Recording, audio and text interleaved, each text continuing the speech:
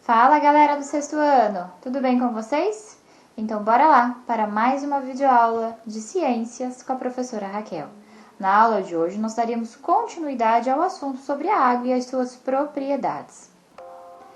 Bom pessoal, eu gostaria que vocês fossem acompanhando através do nosso livro de ciências, já do terceiro bimestre, né? Então nós estamos na página 20. Vamos falar agora sobre as propriedades gerais de todos os líquidos. Começaremos com o princípio da tensão superficial. Se você colocar com cuidado uma agulha em cima de um copinho de água, por exemplo, você vai observar que ela não vai afundar. E por que será que ela não afunda? Olha com atenção na imagem, a agulha está flutuando. Você consegue perceber que na beirada, onde a água toca a agulha, digamos, existe uma formação de uma ligeira curvatura.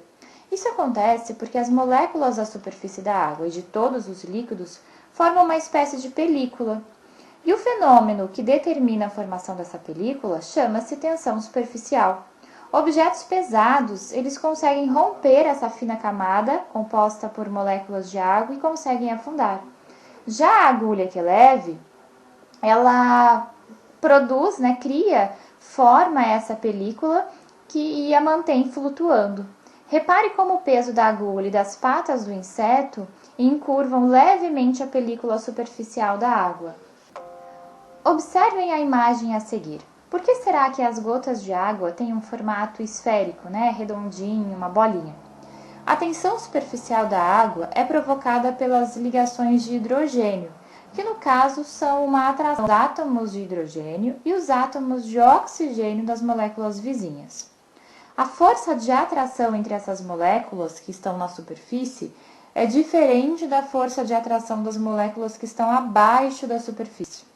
As moléculas que estão abaixo da superfície sofrem uma atração em todas as direções, o que não ocorre com aquelas que estão na superfície, porque não há moléculas em cima delas, então por isso que elas não têm essa força de atração em todas as direções. E essa diferença de forças é que vai provocar uma contração entre as moléculas, deixando a gotinha de água no formato esférico, tá bom? Agora nós vamos falar sobre o princípio de Arquimedes, estamos na página 21. Bom, em relação ao nosso peso, que sensação a gente sente quando entra em uma piscina? Por que será que as coisas ficam mais leves na água? Vocês já perceberam isso?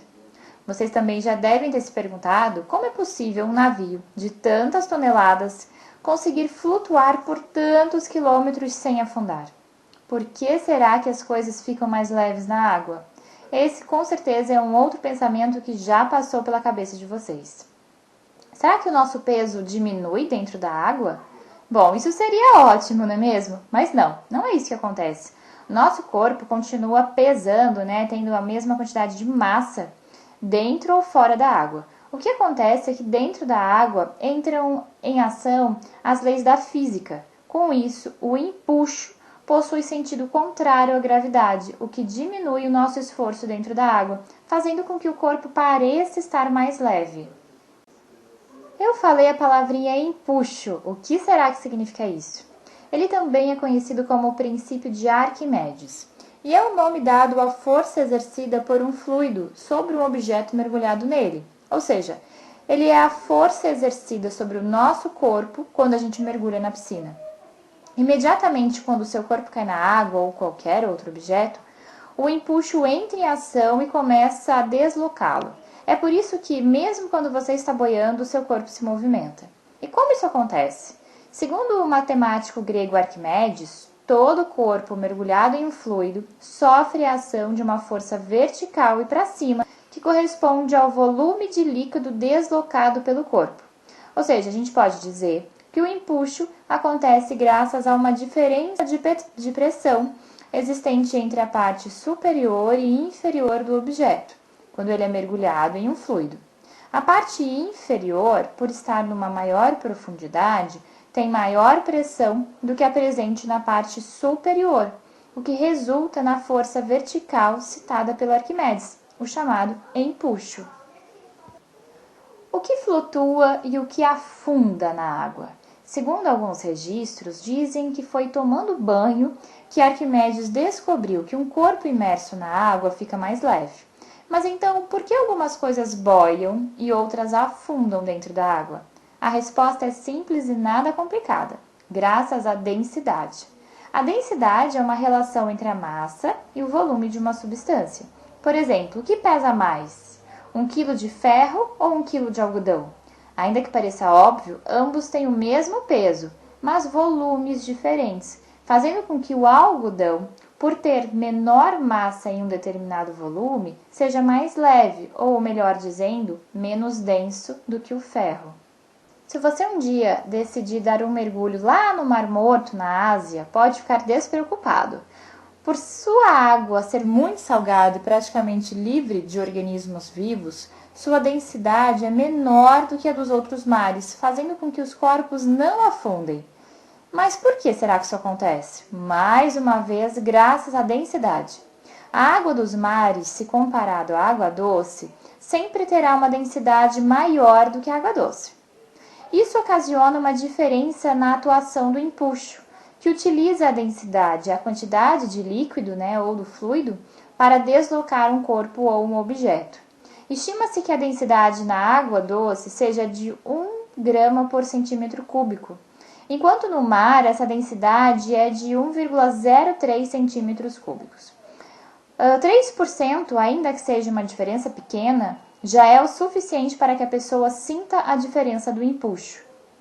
Você já notou que nadar no mar te deixa mais cansado do que nadar na sua piscina? Pois é, esse é o motivo. Agora nós vamos falar sobre o princípio dos vasos comunicantes, na página 22. Pessoal, coloque qualquer líquido num recipiente que tenha várias aberturas.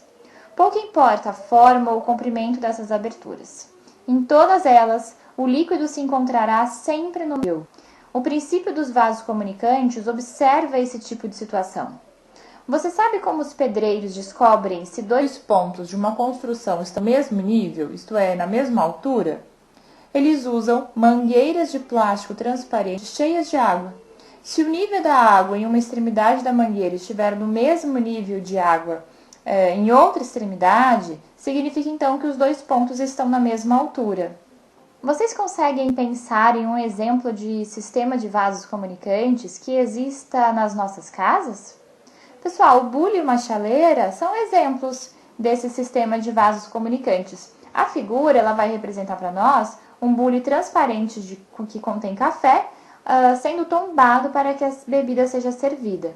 O bule pode ser considerado como um sistema de vasos comunicantes em que o bico do recipiente comunica-se com o corpo principal.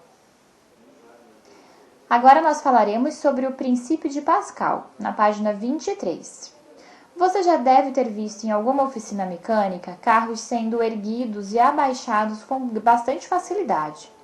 As máquinas que os levantam e descem são chamados de macacos hidráulicos, isto é, movidos à água. Observem a palavrinha, hidráulicos, movidos à água. Na verdade, essas máquinas atualmente utilizam óleo e não mais água, tá bom? Mas isso é indiferente, porque elas poderiam funcionar com qualquer líquido.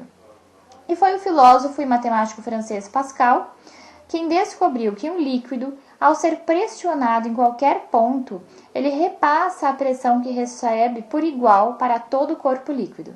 Observem a imagem a seguir. A pressão aplicada por um êmbolo, ali no número 1, sobre o líquido dentro de um tubo fino será repassada para o êmbolo, ali no número 2, do tubo grosso. É por isso que pesos enormes podem ser erguidos com a simples aplicação de pequenas forças. Essa propriedade comum a todos os líquidos é conhecida então como o princípio de Pascal. Agora eu trouxe aqui um resumo sobre esses princípios da água e, melhor dizendo, os princípios gerais de todos os líquidos. Então, o princípio da tensão superficial, ele diz que é a propriedade que justifica o fato de as moléculas da superfície manterem uma coesão, ficarem mais grudadinhas. Assim, a gente consegue formar uma película sobre a qual muitos insetos conseguem caminhar sem que suas patas atravessem, rompam essa barreira. Nós vimos também o princípio dos vasos comunicantes, onde a gente viu que num recipiente com várias aberturas de tamanhos e alturas diversos, um líquido sempre estará no mesmo nível. Falamos também sobre o princípio de Pascal, que diz que um líquido, ao ser pressionado em qualquer ponto, retransmite essa pressão por igual para todo o corpo líquido. E por último, o princípio de Arquimedes, que diz que um corpo mergulhado no fluido recebe então um empuxo vertical, ou seja, um empurrão de baixo para cima, igual ao peso do fluido que ele deslocou. Por exemplo, pessoal, exatamente o que acontece então nos barcos e nos navios, né? Bom, então como tarefa, vocês farão a página 20, página 21, página 23, página 59, observem, não serão todos os exercícios, tá bom? Vocês farão o exercício 1, 2, 5 e o 8. Esses exercícios serão para o dia 28 de agosto, tá bom? Próxima sexta-feira.